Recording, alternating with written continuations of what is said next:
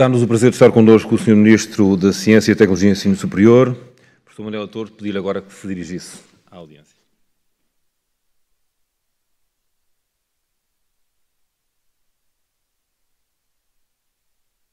Bom dia a todos e muito obrigado antes de mais ao convite pelo Conselho de Reitores e certamente pelo ISCTE. Pensar o ensino superior no atual contexto, penso que pode, deve e tem que ser feito com aquilo que eu chamaria um otimismo responsável. Porquê? Hoje vivemos um quadro novo no contexto europeu de perceber o ensino superior, sobretudo em termos de políticas e de estratégias para a coesão e para a competitividade. Isto é novo no contexto europeu, termos que reforçar simultaneamente a coesão e a competitividade para a convergência europeia. Este processo só pode ser feito com mais conhecimento e, sobretudo, com a opção pública e, certamente, com o pensamento político para transformar o conhecimento ou para garantir que o conhecimento é um bem público. Nem sempre foi assim. E é importante pensar o ensino superior, sobretudo hoje, em Portugal, no mundo e certamente no contexto europeu, passados cerca de 50 anos, onde um grande intelectual europeu, John Ziman, da Universidade de Cambridge, publicou o conhecimito como o bem público, public knowledge. Passado 40 anos de ele ter publicado também a obra sobre reliable knowledge, hoje sabemos bem a complexidade que é ou que tem estado associada à privatização do conhecimento. Há cerca de 5 anos atrás, em 2013, a Mariana Mazzucato, ainda professora da Universidade de Sussex, escreve uma obra muito divulgada e promovida no contexto europeu e norte-americana, onde alerta sobretudo a Europa para as consequências da privatização sucessiva do conhecimento em associação com a socialização dos riscos. É nesse contexto que o ensino superior tem que ser percebido, sobretudo numa ótica de mais coesão, mais competitividade para a convergência europeia e com conhecimento associado à noção de um bem público. E pensar este contexto destes 4 Cs, coesão, competitividade, convergência e conhecimento, tem que ser feito no quadro temporal e espacial onde estamos, após a reprogramação para a conclusão dos fundos estruturais para 2020. Há 2 anos de se concluir o atual quadro europeu de investigação e inovação, o chamado Horizonte 2020. Mas em termos e no próximo ano de definição das perspectivas financeiras para a Europa, com o arranque do novo quadro europeu e a preparação daquilo que é o pós-2020, leva-nos certamente a perceber as novas realidades para o ensino superior. E por isso não é incipiente pensar o ensino superior sem ser num quadro de mais coesão e competitividade europeia. Veja-se, por exemplo, o último manifesto dos economistas franceses, publicado exatamente há um mês atrás, no dia 9 de dezembro, que alerta efetivamente para a necessidade do investimento na Europa, no conhecimento e no ensino superior, mas que tem contextos particularmente críticos no atual contexto europeu, porque alerta, segundo a versão deles, para a necessidade de, sobretudo, reforçar a coesão interna aos países, mantendo a desigualdade entre países. E esta opção, que é uma opção política na Europa, não nos podemos aliar, antes pelo contrário, Portugal, com mais ensino superior e mais conhecimento, tem que perceber, certamente, uma necessidade clara de convergir para uma Europa do conhecimento, que, obviamente, só pode ser vista num quadro de mais coesão e mais competitividade, onde o elemento de ligação é certamente o conhecimento. E para isso, onde é que estamos e aonde é que queremos estar em 2030? E os números são claros.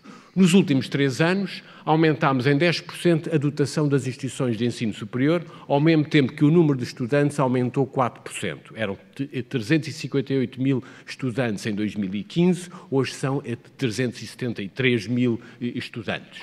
O número de estudantes, pela primeira vez no primeiro ano, aumentou sensivelmente de 87 mil em 2015 para 103 mil, tendo hoje as formações iniciais curtas, as chamadas os TESP, representando já 9 mil estudantes, num processo gradual de transformação e de diversificação do ensino superior.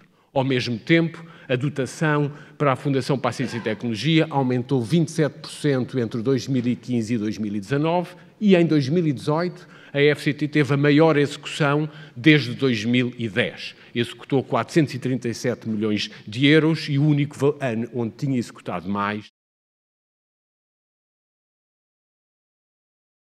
Ao mesmo tempo, aumentámos nestes 13 últimos anos 24% o número de bolsas da ação social escolar. Tínhamos 64 mil bolsas em 2015, hoje temos cerca de 80 mil bolsas, sobretudo triplicando as bolsas também de mobilidade para o interior do país.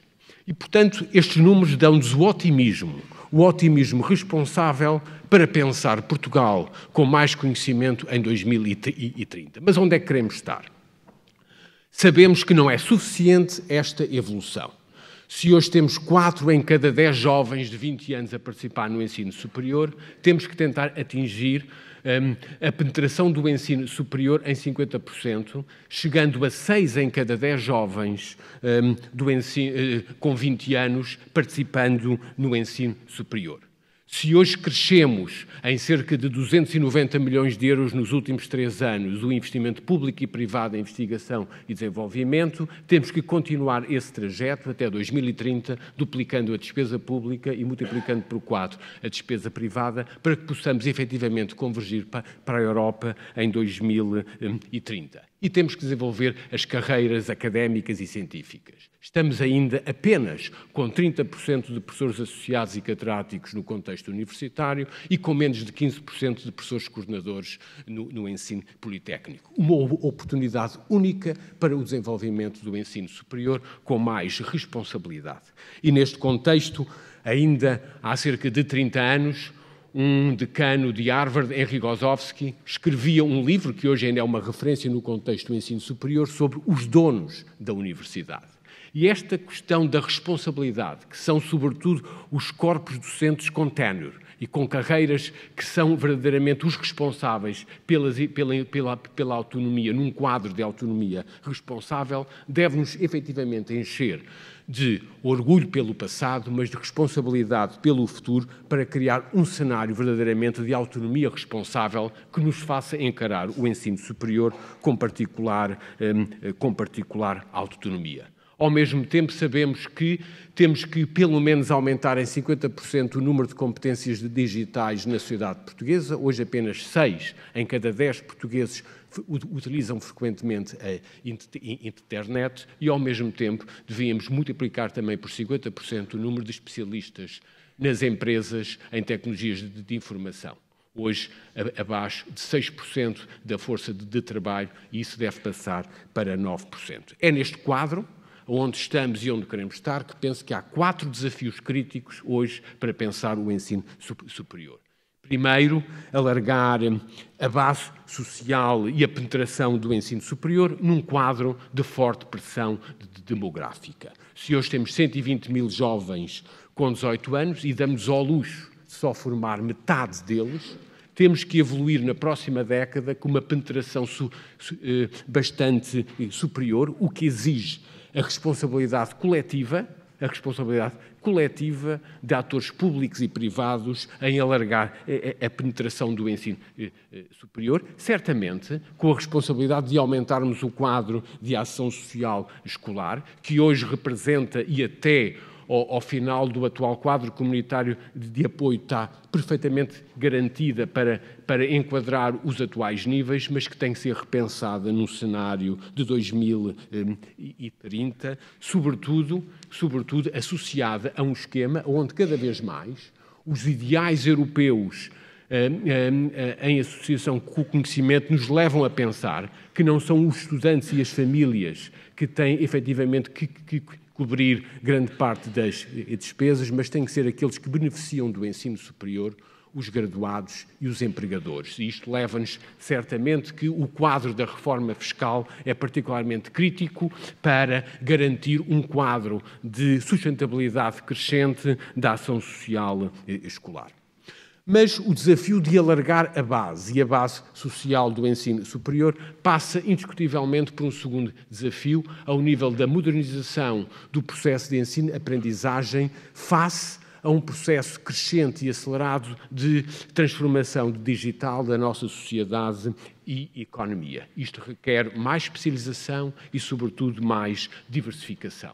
E, por isso, o quadro institucional diversificado é particularmente crítico, quer ao nível das competências básicas, quer ao nível daquilo que se passa na sala de aula e de uma pedagogia que é certamente transformável face ao quadro de transformação do digital aonde vivemos. E é importante pensar o quadro da diversificação, alargando a base social, mas também da especialização. Estamos numa instituição, o ISCTE, que é a única instituição portuguesa de ensino superior que tem mais de 40% de estudantes de mestrado face ao total dos estudantes de mestrado e licenciatura. E este quadro, quando nos comparamos no quadro europeu ou norte-americano, é particularmente crítico face à especialização daquilo que é as formações iniciais e pós-graduadas. Lembrem-se que a OCDE, em julho passado, mostrou que a comunidade académica portuguesa, os estudantes, é a comunidade mais jovem da Europa, com uma idade média de 25 anos. Por exemplo, os países nórdicos e a Dinamarca, por acaso, têm uma idade média na comunidade académica estudantil de 41 anos de idade.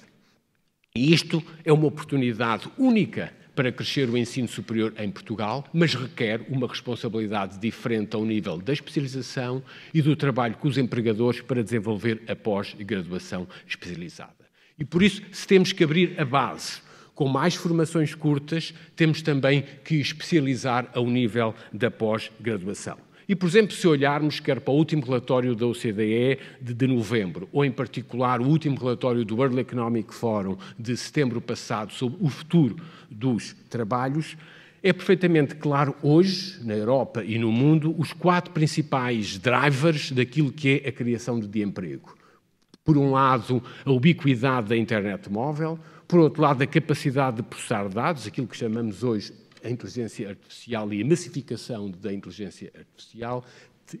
Terceiro, a forma de comunicar a informação, sobretudo por aquilo que na gíria se chama o Big Data Analytics. E 4, as novas tecnologias de computação e, sobretudo, a computação em rede. A questão crítica é, para criar emprego em associação com estes principais mecanismos de criação de emprego, temos que partilhar e temos que atuar claramente na transformação do ensino superior, com mais diversificação, mas uma maior especialização e, por isso, mudando aqueles que são os processos no dia-a-dia dentro da sala de aula. O terceiro desafio, para mim, está sobretudo dentro ao contexto das próprias instituições e ao triângulo conhecimento, educação, emprego. Fala-se muito da relação universidade-empresa ou ensino superior-empresa, fala-se pouco, sobretudo no contexto europeu, da ligação crítica entre ensino e investigação. Não haverá mais ensino superior sem mais uma articulação crescente com o conhecimento e, ao mesmo tempo, com a necessidade de criar emprego e melhor emprego. E este triângulo virtuoso entre o conhecimento, a educação e a criação de emprego é particularmente crítico. Veja-se o que fizemos nos últimos anos no estímulo e no novo regime jurídico aos centros académicos clínicos, sobretudo na área da saúde, ou os cerca de 21 laboratórios colaborativos já criados em Portugal, sobretudo para reforçar a ligação do emprego e dos empregadores à questão da formação. Mas isto exige, sobretudo no contexto institucional, o desenvolvimento de carreiras, quer o rejuvenescimento das carreiras docente e de investigação, a diversificação dessas carreiras e o desenvolvimento dessas próprias carreiras. Mais uma vez, colaborar, partilhar e desenvolver carreiras que sejam quer carreiras científicas, quer carreiras académicas, quer carreiras mistas, está particularmente associado hoje ao desenvolvimento do emprego científico como uma peça única no desenvolvimento do ensino superior e sempre em associação com atores externos, por exemplo, através das redes regionais de formação e especialização. E quando olhamos para o país, num contexto de coesão, temos que perceber aonde é que está a surgir e emergir a criação de emprego, sobretudo ao longo das principais rodovias, certamente em Lisboa e o Porto e nas principais artérias em redor de Lisboa e do Porto, mas também, por exemplo, na A25 entre Aveiro, Viseu, Mangualde e a Guarda, na A23 em Leiria, Tomar, Santarém até Castelo Branco ou certamente na A4. E por isso, mais uma vez, perceber a criação de emprego no contexto do desenvolvimento do ensino superior e certamente sempre em associação com o conhecimento é certamente para mim o terceiro desafio. Por fim, o quarto desafio será sempre o do contexto europeu e da internacionalização. Estamos a 2 anos da conclusão do atual quadro do programa Mais Erasmus, com o lançamento das novas redes europeias, e vamos estimular também em Portugal a participação das instituições de ensino superior com os empregadores na formação cada vez mais de redes europeias e sempre em complemento com aquilo que é o nosso posicionamento no mundo,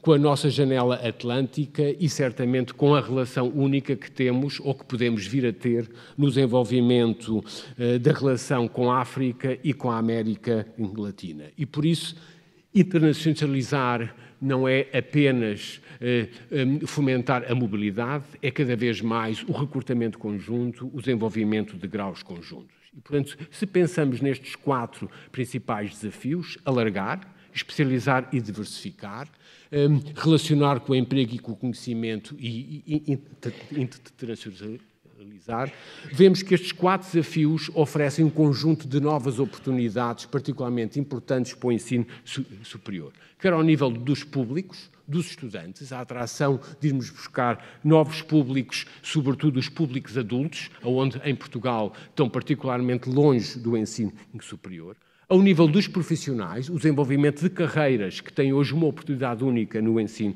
superior, ao nível dos atores externos, e esta convenção tem que ser, sobretudo, uma dinâmica de trazer atores externos, os empregadores e a administração pública, e depois os financiadores.